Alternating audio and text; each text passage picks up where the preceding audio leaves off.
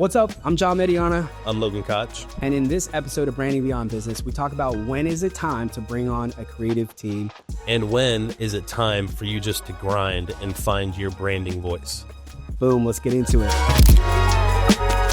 What's up? Welcome to Branding Beyond Business. I am here, John Mediana, and I've got my bestie, Logan, fellow content creator extraordinaire. Say what's up, Logan. What's up, guys? Yeah, that's enough. That's all you're going to hear from him today. No, I'm just kidding. Yeah, today's really exciting because on this episode, we're going to talk about when is it the right time to hire help?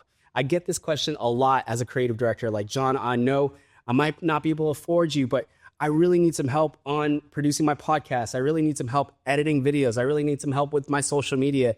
And so I get this question often and always. And what's really cool is that we've gone through a lot too, like with what you're doing at Heartfelt Media and stuff. And we've been able to even help out with supporting Heartfelt with some creatives and stuff as well. So we're going to dive into that. But my question to you is, how do you know when you need help and how much is it going to cost? Because I think the biggest question that a lot of these entrepreneurs come to me for is like, John, man, I don't have a big budget. Yeah. And people think that it's going to cost you an arm and a leg to hire help, but is that true? No, it is not true. I think a lot of people would be very surprised at like the lower ends of just how relatively cost effective it is just to bring in one person that could 3x your business. That's incredible. We're going to talk about that in this episode. Let's dive in. All right. So as a creative director, this question comes up all the time. And I like to analyze the first question I say, like, for these people, I was like, what are you trying to accomplish? That's the number one question. Like, you know, a lot of people are like, I need to show up on social media more. I need to make more content. I need all this. And I think they're asking the wrong question most of the time because they think about their return of investment. So I'm like, why do you think you need to be on social media more? It's because I need more leads. I need more sales. I need more online presence. Which is all true, by the way. I think that's just like a very surface level, visible pain point that they have, which is, you know, accurate, right? Everybody's like, well, if I just get more eyeballs, if I make more content, I'm going to grow my leads and I'm going to grow my sales. Is that correct? Yes and no. I think some people devalue the power of like the word of mouth. Yeah. I feel like that in and of itself helped us. And it just goes down to, if you're a creative, are you able to develop relationships the right way? So true. To where your business does expand just purely off of how well you handle those relationships. Yeah. And I feel like, I don't know, as a business owner, a lot of people are like, well, my social media presence is going to solve all my problems, right? And you think that, but I know a lot of people that have big followings that don't make any money, you know? And I know a lot of people that have little following that are millionaires. Like they literally are multimillionaires and they don't have a big following at all. Yeah. So one can't be true, right? Or both can be true at the same time. So it's so funny to me, man, because like, I think you hit it on the head. It's like relationship. And I talked about this in the last episode, having a rapport-based model when it comes to lead generation. And like, that's the way I've been running my business forever, is rapport-based. Like I want someone to, before they even get on a phone call with me, they've already done their research. They already went through the discovery phase. They went to the consideration of like, oh, I'm familiar with John. I know what he's capable of, and I know he's going to solve my problem. So if I just have one conversation with him, I know that I'm going to get the outcome that I desire, because he's going to help consult and kind of like navigate through my situation. Yeah. Right. So a lot of people are like, I have a leads problem. I have a sales problem. I'm like, no, you kind of have like a system problem, right? You have a messaging problem. You have a presenting yourself and what do you call it? It's like a perception problem, right? Your brand perception is broken. Yeah. Right. So a lot of times it's like, my second question I asked him was like, what makes you different than the other person that's doing the same thing? Right. I know at Heartfelt, what makes you guys different is your process. Yeah. Right. So can you talk a little about your process, and we're going to dive into breaking every single thing down? Yeah. So our process, I think one of the biggest things that we offer is same day edits. And By the way, you can talk to literally, I think the majority of big corporations that we've worked with. Yeah. They have never never use the production company that offers same day edits for social media, for in-house use, for LinkedIn. I mean, we're able to knock out videos for like multiple different frames, platforms, all sorts of different stuff. What's really cool too about what you guys do is you're not selling content, even though that is it, it's quality content. What you're actually selling is speed. Yes. And people pay for speed Yeah. in this industry. If you're able to film something same day, and before you put your head down, you have all this content from that day. Yeah. That's what people are paying for. Mm-hmm. Right. So like, which is insane, because what does it take to do that? Mm-hmm. Right. I mean, honestly, it takes a lot of patience. You have to be patient with yourself, I think, in a lot of different situations. I personally did 3 years of weddings. So I learned really fast that there are going to be wrenches thrown in every single shoot that you have. And you have to have the patience to navigate through all of those different situations to get your end result to the client. Yeah. So 3 years of weddings is insane, by the way. So like, I'm sure that you've been through, and it's really stressful. I think that's why when people say, why does a wedding videographer or content creator cost so much? Oh my gosh, yeah. I bet you could write a book about, does it actually, I'm undercharging. You could write a whole 5-book series, I feel like, on that topic Yeah. alone. It's like one thing to hire your nephew that owns a camera that he just bought from Best Buy. Yeah. And it's another thing to hire a professional that knows exactly what kinds of things you're going to run into in those scenarios to solve problems and capture that one special moment. Exactly what you just said. You could just hire the cousin who just so happens to have the camera, right? Yeah. So with Heartfelt specifically, yes, they're paying for the speed. Yeah. But then they're also paying for the quality. Yeah. Right. And the experience. They could go find someone who could say, oh yeah, I can get that done in a day. And then you go and look at it and it's like, oh, It looks like you did it in a day. well, did we shoot this on an iPhone? Did we have to do this in Quality. iMovie? You know, like there is a specific skill set to be able to shoot it in a certain way. Yeah. To where it makes that process of editing same day easier. That in and of itself is a skill set that not a lot of production companies utilize at all. I just think that they don't have the right processing system in place, right? So from their experience. So, and organization. Organization is huge. Yeah. Content, naming systems, organization. Where does it go from here? Where does it go from here? What's the next step? What's the next step? And how do you get to that output? So in this episode, I want to dive into how do you know when you're ready to hire somebody? So like I talked to a lot of business owners that are just starting, or maybe they're about to scale. Maybe they're considering to hire their first, like creative. And they're like, John, like, where do I start? Like, where do I start looking? And I'm like, all right, well, number one, you got to think about what you could afford. And I think the outcome, yes, that's number one, is like, what are you trying to do? Are you trying to own social media? Are you trying to get one content a day out there? What is your intention, right, for that person, and what are they going to be doing? So I put together this list that we're going to go through of when is it time to hire? How do you know when you're ready when it comes to even financial? And what does that look like as a creative team? Like, who do you bring on?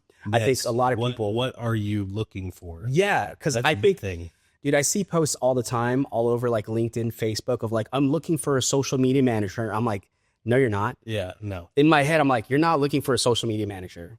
You're looking for this, and this that is going to have one hat that has like 5 subdivision hats. It's like you're looking for someone to take over your social media that is an expert in video, in audio, in lighting, in camera work, in storytelling. And, like you're not looking for a social media manager. You're looking for expertise that are stuck into this one thing, and you're hoping for a discount.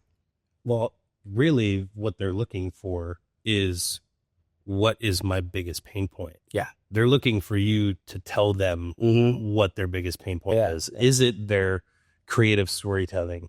Is it their analytics? Is it their quality of content? Is it their lack of consistency on social media? Yeah. That, I think, is one of the biggest things that a lot of these small businesses, creators, all of them, that they're struggling with is, what is problem number one? Yeah. Because if you can't get past problem number one, you're going to continue being stagnant. It's so true, man. When I first started EBG and all the other businesses, I think my first hires were the ones that were like me having self-awareness about what's my bottlenecks, right? What is preventing me to grow this business? What is preventing me?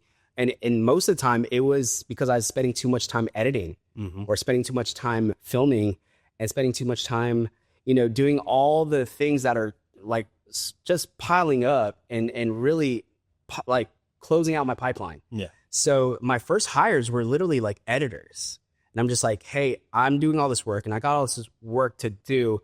If I could just get this off my plate, I think that I will relieve that bottleneck so I could go out there and get more business. Yeah. Right. So that's what happened. And I think in the first couple months, like it turned into a 6-figure like agency where I was like, oh, I think I figured it out. And then it kind of evolved because I'm like, who am I serving now? Like, so that first year of running a business, I was just really figuring it out. I had some hypothesis. I had some theories on paper of like, I think it's going to work out like this. And when you get in the weeds, you're like, whoa, like that didn't work out the way I had planned. We're going to have to pivot. Right. So I always say something and write this down, TLA all day. That means test, learn, adapt all day, every day. So whatever's working, keep those things. Whatever's not working, you want to be able to evolve that or adapt with that change and be quick to that change. That's why I love preaching about doing a hyper prototyping. And I know that you've heard me say this before. Hyper prototyping is really, really important. I actually just saw your video on this. Did you? Yeah. I'm viral, baby. I'm just kidding.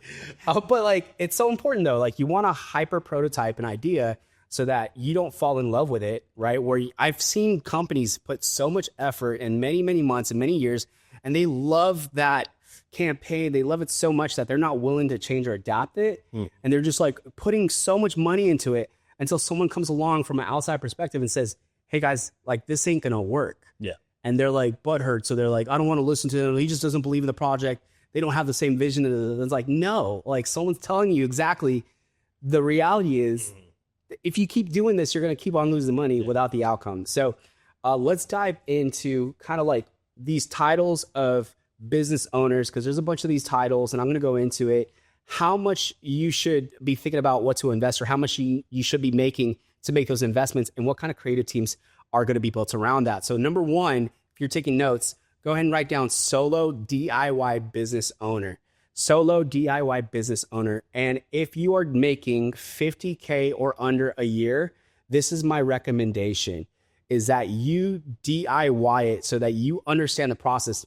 And secondly, you just don't have the finances to bring someone on board because you're going to lose so much money. Now, if you're making $50K or less, think about it. They're like, oh, $50K, that's a lot. It's like, not really, because 30% goes to taxes, 30%. So like you have all these percentages and you're left with like only a few dollars left to invest into your marketing or branding, right? So it would not be wise for you to take money, even though you're like, well, it's going to return.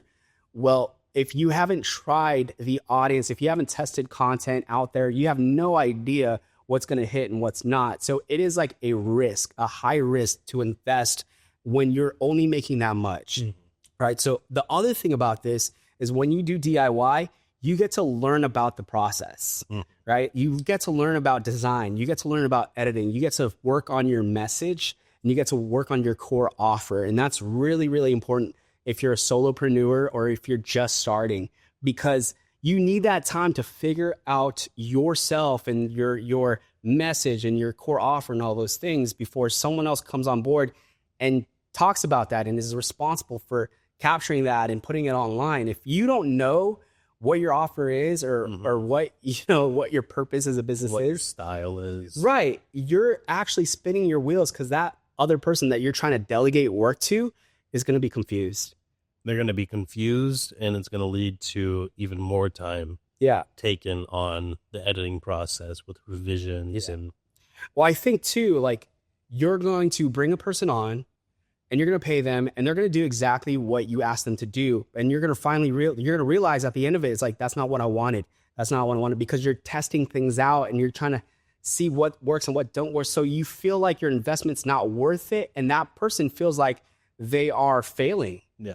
They're like, oh man, I feel like I'm failing because they don't like the style of the video. And I would argue that they're not failing. You just haven't found your voice yet, right? As a startup, as a solo business person, you haven't figured out your voice or your brand position in the market. So it's going to make it even worse if you bring someone on and you're trying to get them to do the work and they're like, I'm stuck, and you're not going to like the results because you haven't found it yet. Yeah. Have you experienced that before? I've experienced that over and over and over again. Oh man. Over and over and over again. Yeah. You think that you're ready. You think that you've figured it out, and it just isn't right. Right. Yeah. And honestly, I think a lot of the times it just sort of depends, like, is that really for you? Yeah. You know what I mean? Yeah. Like your style, like your vibe. For me, I just like shooting. Yeah. I just need to get out there and shoot. I like creating. I like being creative. I'm not the back end guy, right? Doing it like I can't do emails. I can't do all that. And I just put a camera in my hand and let me go be personable with a client. Well, I love that because you know what your superpower is. Yeah.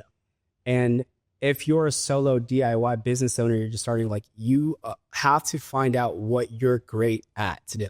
If you're great at relationships and customer relationships, stick in that lane. If you're good at sales, stick in that lane. If you're good at coaching or providing a service, stick to that lane and lead and hire someone that's great at what they do so that you guys can multiply and that you guys could amplify that instead of feeling like you could do it all.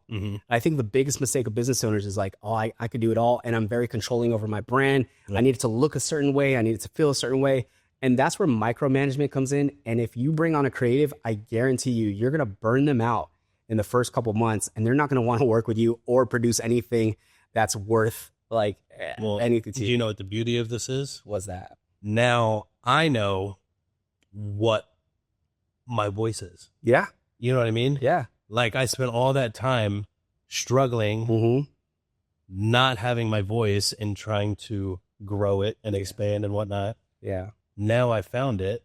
Now. So time. Yeah, it takes time. It takes time. And that's my recommendation. So if you're solo or just starting, or maybe you're a year or two in, that's my recommendation, because your creative team approach is that you are the creative team and that you're not going to make any hires in that first year if you haven't figured it out, because we call this the dummy tax. Like, the dummy tax is this: you're going to spend way more money bringing someone on if you haven't figured out your voice, if you haven't figured out your message or the reason why your business exists. It's going to cost you a lot more. So you're going to rely entirely on your personal skills and keep the cost as low as possible, right? So a lot of people are like, well, does that mean I don't hire anyone? It's like, no. In fact, invest in yourself, join a course, get a coach. Those are things that you could do to accelerate the process so that you are ready to grow and bring on a creative on your team, right? I would say, dude, take a course, go to YouTube University, figure out like brand strategy. Like, you got to get in the weeds and really figure that out before you bring on anyone. Yeah. All right, let's talk about the second person, which we call freelancer or part-timer. Let's say that you are, freelance coaching, or you're a part-timer. Let's say you have a full-time job, but you're doing a side hustle.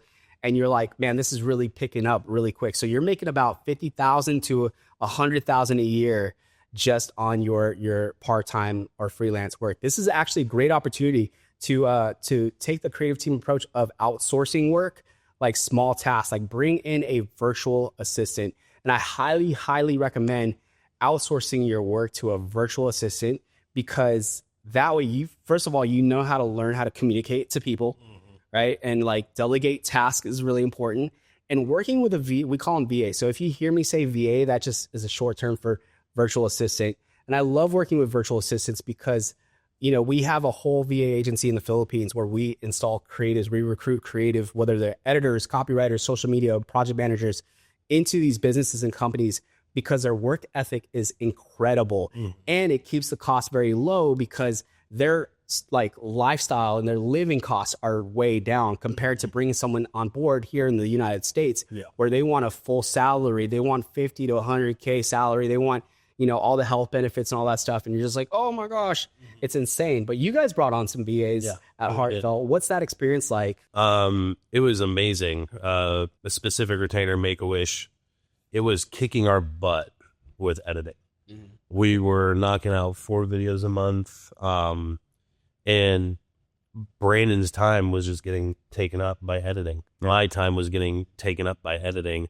And not having a creative project like director, like a Ronald, was hurting us so bad because we were having to deal with the back and forths.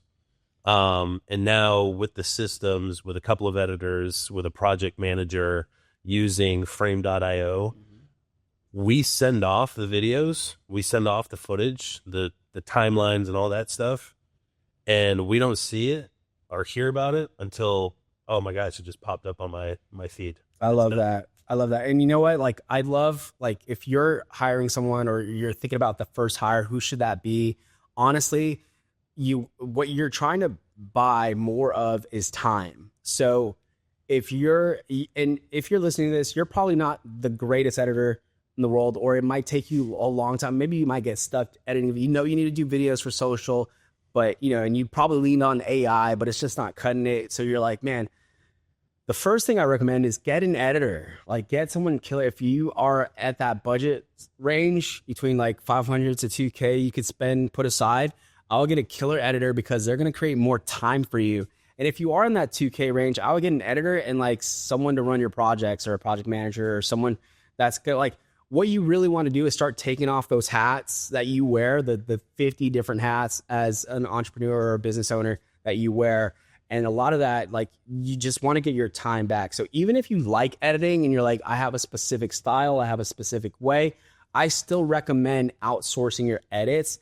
And you could train your editor to copy that style. Yeah. It just takes a little time and dedication. But once you're there, you're there. And that's all you got to do. Even if you are an editor and you're really killer at it, I would still recommend outsourcing so it creates more time for you to go get the business. I mean, realistically, it takes 1 or 2 like little training sessions with that VA. Yeah. Over like a Zoom, sharing your screen, walking them through it. Yeah. Show me the process. Honestly, one of the easiest ways that we found is sending them an example video. Yes. And giving them a similar package of B-roll and seeing what they can do with it. Yeah. Like, they're really trainable. Yeah. And they really, they'll adapt to what you want. They adapt fast. Yeah, they're fast adapters. Yeah. So this is a low commitment, low consistency. By the way, like, if you're outsourcing, you really want to scale up. And what we want to do here at Branding Beyond Business is help you get to that next level so that in the future, we're helping you go from A to B to C, and you're ready to work with us. When it comes to bringing on a creative director or creative strategy or work or getting our, membership or all those things. So we want to help you up front get to that next level as an entrepreneur, as a business owner, so that you can come to us and be like, all right, we want to work together. So let's talk about the next stage above that. So above freelancer and part-timer, you're going to go into a small business owner. Now, if you run a small business and you're making between 100 to 250K a year, this is the creative team approach that I would definitely go into. So I would definitely bring on dedicated virtual assistants, because what that does, you could build a whole kind of team around it, and you could have a project manager, you could have 1 or 2 editors, maybe a graphic designer, or someone to run your social media. I would get like a team of like 2 or 3 virtual assistants if you're in that small business kind of like growth stage right there, right? Because what happens in your team cost is going to be about $800 to $1,500 a month. So if you're a freelancer, part-timer, you're going to be spending about $2,000 a year, not a month, by the way, like that, because you're small scaling, but you need to outsource some things to get stuff done. That's where the low commitment, low consistency comes out to. But if you're a small business, you're dedicating about $800 to $1,500 every single month in a small team, like 1, 2, 3 people part-time, maybe 20 hours to 40 hours a week. Because at that stage, you can prioritize efficiency, right? And you're only spending about 5 to 10% of your annual revenue into your team, but at least you'll have consistency, a dedicated team, and now you could create, that rhythm that you need to grow online. So that's kind of like the creative team approach. And I just don't think, if you're just making 100 to 250K, you're probably not ready to bring on like a dedicated shredder. Yeah. And we're definitely going to talk about that in the next stage where we call it a growing small business owner. So if you're growing, you're now making about 250K to $1 million a year. And this is where I would think the sweet spot is of bringing on a dedicated shredder. And you know all about being a dedicated shredder, bro. So I am a dedicated shredder. Yeah, talk to us about like what that means. What does the shredder mean for those that don't understand or know it? Shredding it's an acquired skill. I don't think you just have it. You have to put in the time. Yeah. You have to put in that hashtag time in, and learn. You have to be able to do, several different editing styles, long form, short form, stingers, like all sorts of different things. Right. And you have to be able to shoot in a way to where you're editing as you're shooting. That is one of the things that I think a lot of people don't do, is that they'll go into a shoot and just shoot it. And then come editing time, they're like trying to piece it together. When I'm shooting intentionally because I'm like, okay, this is how this video is going to go. Yeah. Like perfect example, when we were shooting with Catherine Legg, an idea popped into my head in the middle of a conversation. I was like, oh my gosh, this is how this video is going to go. Went in, dedicated specific shots for that edit. Yeah. Boom. Done. Boom. Yeah. We call that shoot to edit. So if you're going to be bringing on a shredder, they have to really be intentionally like intuitive with their craft. And, that's going to be like your right-hand person because they're going to be working with you on a daily basis, understanding your brand and helping amplify your brand. So that investment alone, if you're making, that's why I'm like, hey, you got to be making at least 250K a year to $1 million so that you could pay your shredder, 50 to 80, between 50, you're going to spend about 50 to 80 grand a year salary just to bring on a shredder so that they can be with you all the time, making content for you, expressing your brand on a daily basis. But they are top skilled. Like they are talented. They know the shots. They can make you look like a 10X brand. They can make you like look primo and that you're doing something bigger than you think you really are. So that's really important. So if you do have the budget, I would have a shredder and like a VA on your team that absolutely crushes it. With those two in place, you could really do some damage when it comes to branding and marketing. Yeah. So that's really cool. And that in doing that, you're balancing your quality, as well as your cost efficiency. That's right, across the board. Yeah. So imagine you're going to be spending about $3,000 to $7,000 a month with your creative team approach. So budget it out. 3 to 7 grand a month. That's 5 to 12% of your annual revenue, and put that aside and bring on a shredder. If you have no idea where to find a shredder, please email us, contact us. And what we have creators nationwide that we could actually recruit and bring on a shredder just for you. And we could walk you through all that process too. So your investment is going to be really about consistent quality content creation at this point. So if you're a growing small business, you really want to be balanced with the quality and consistency of how you show up on social media. So social media videos, like turning that into vlogs, taking over YouTube, doing whatever. That could also possibly include podcasting, or clipping stuff as well. So I would highly consider that if you're in that price range to invest into a shredder and get yourself a VA. And speaking from experience, having come on as a shredder and then having done that for an entire year, that next year we scaled. Yes. Yeah. It's like that point is like that big stepping stone to go to that next one, which is. Before we go to that, I want to say like the ROI on bringing someone on board, a shredder on board, is going to 10x your business because of visibility and consistency over time.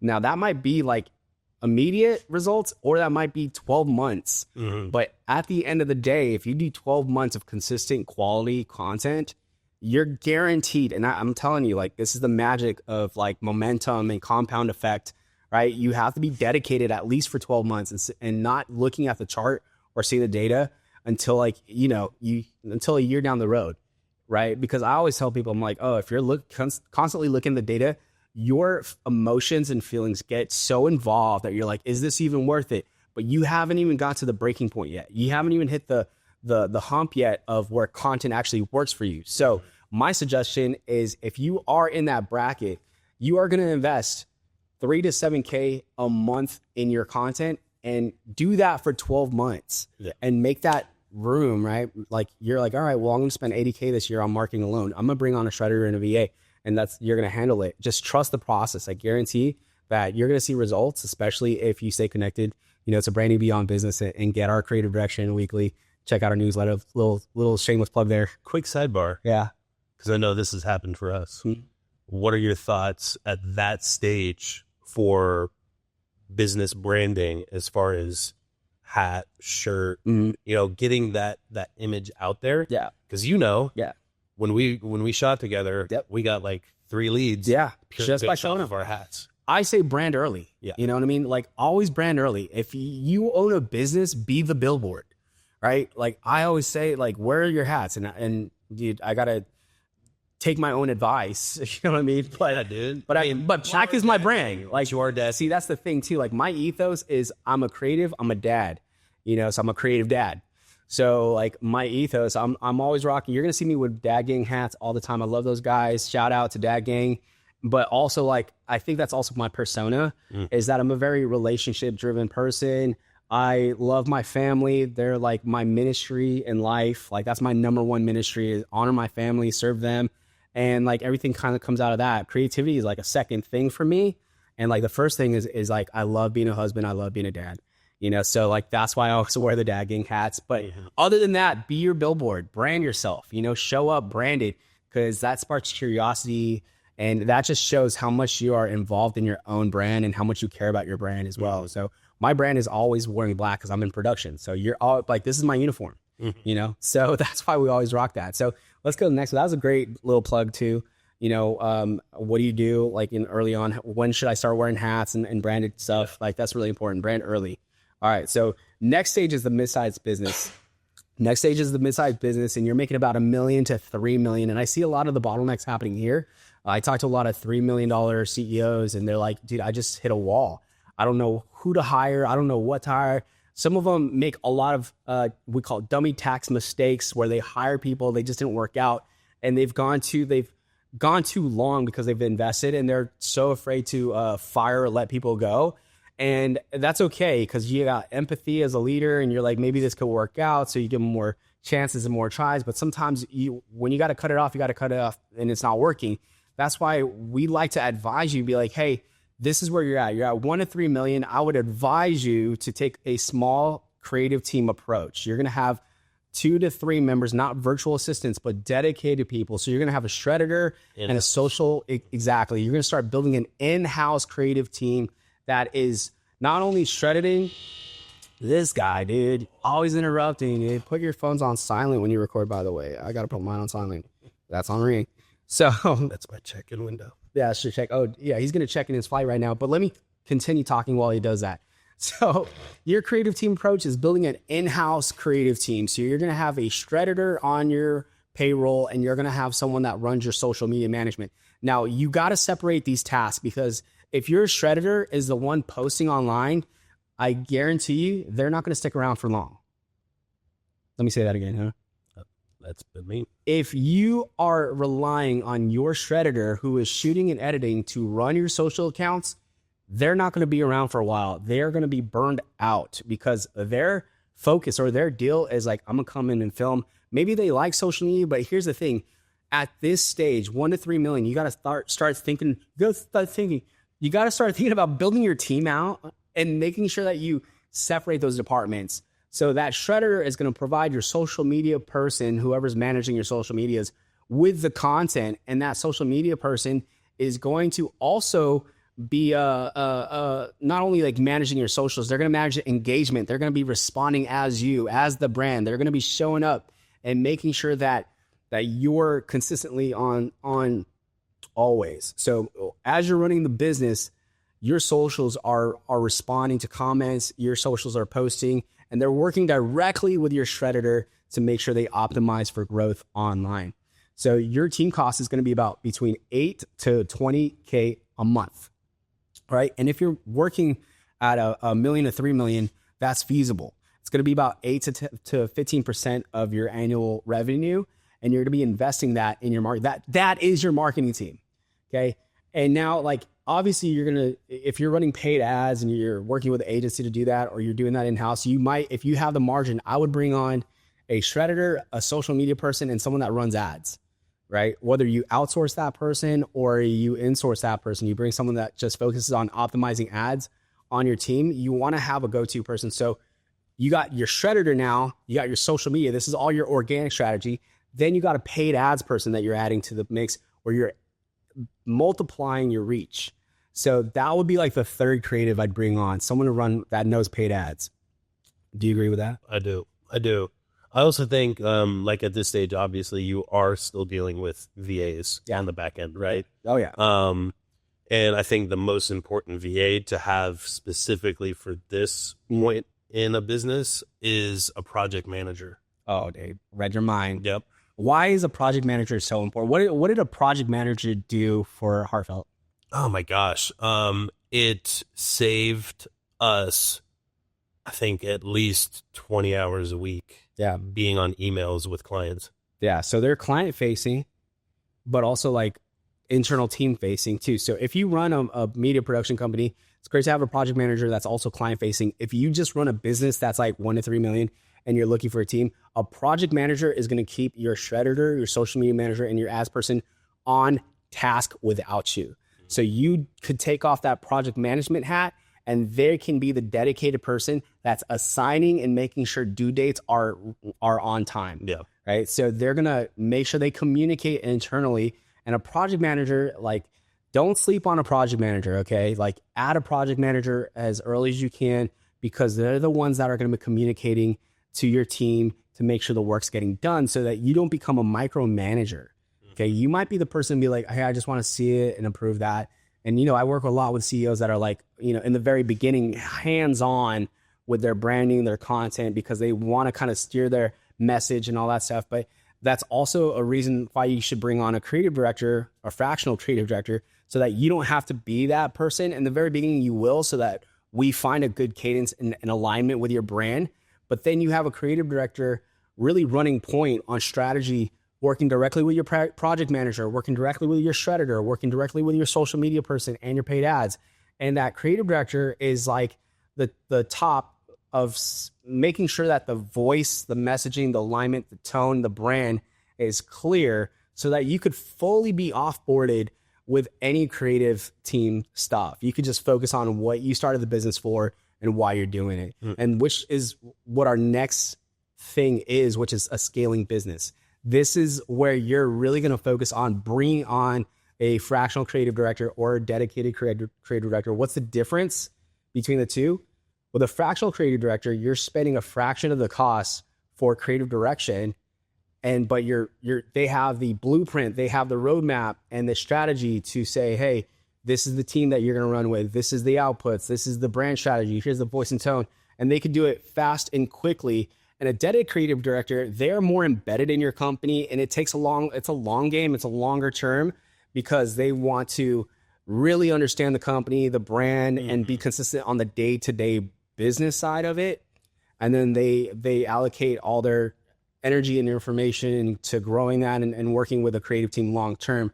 I love having a fractional. Like, there's some businesses that really could do killer work with a fractional creative director, because it's all about speed and process and systems in the very beginning. Not saying that a dedicated one won't do that, but a dedicated one is really like your right-hand person day to day, you know, really focus on your brand, and you haven't quite figured it out yet, and they're working it through long term.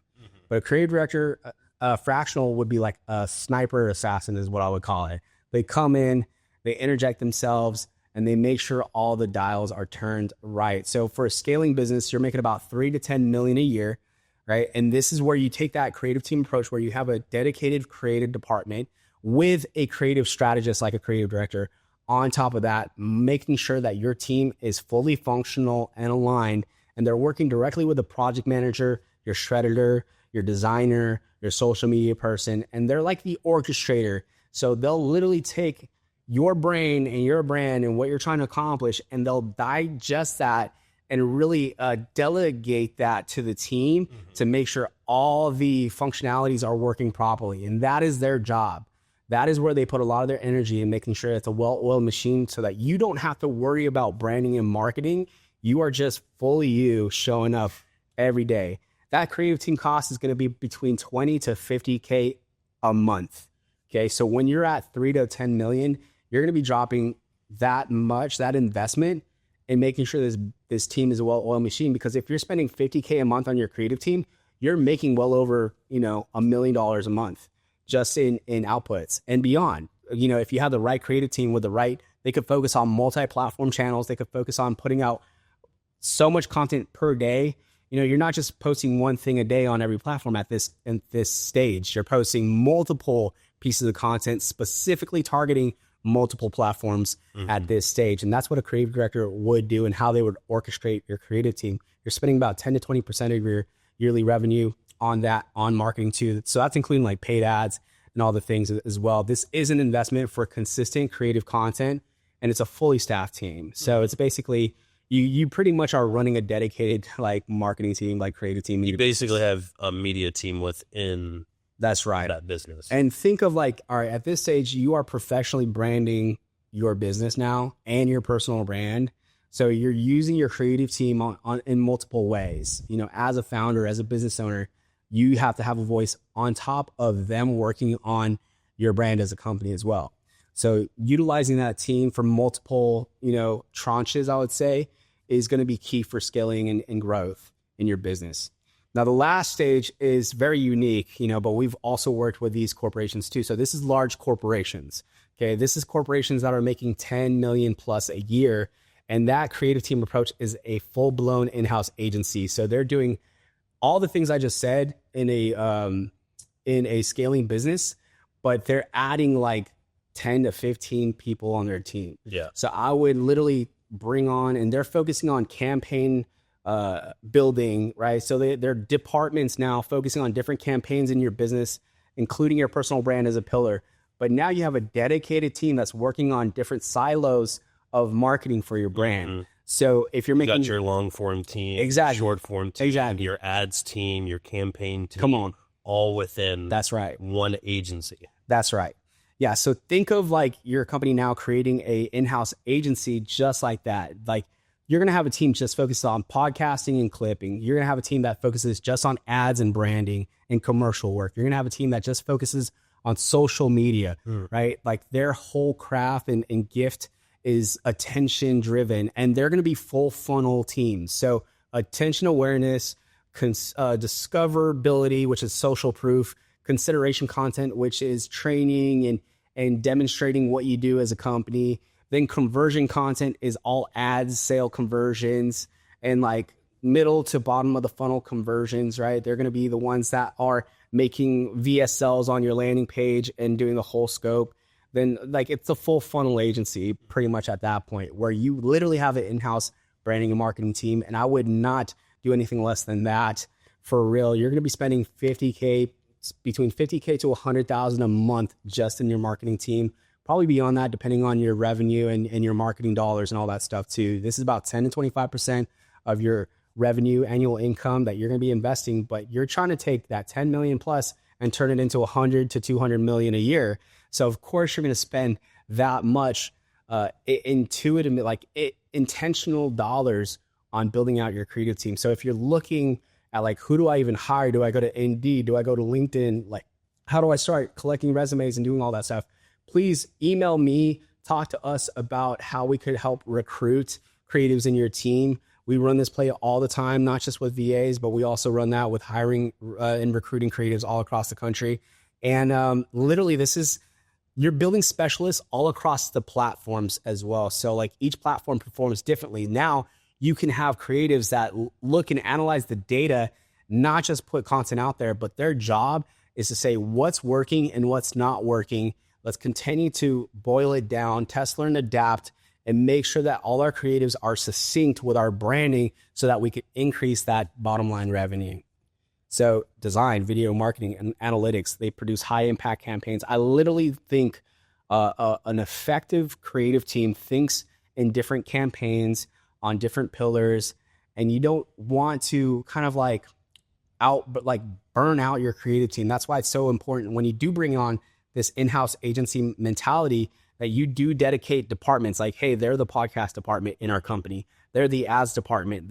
Now you're really building out your marketing departments in your creative team. So anything else you want to add to that? I don't think so. I think you hit it right on the head. Yeah. So that is this episode, y'all. I hope that this really helped you understand where you're at in your growth in your business and what to expect when it comes to bringing on help and how to hire those things. So if you need help hiring or recruiting, or you just need to be, you just need a little creative direction every single week, subscribe to the channel, subscribe to our newsletter, and jump on a call with me if you're looking for that growth when it comes to recruiting your next creative, or what are you finding, or if you just want to have a conversation about bringing on a creative director like myself. So thanks for tuning in to Branding Beyond Business, and we'll see you in the next episode. Bye.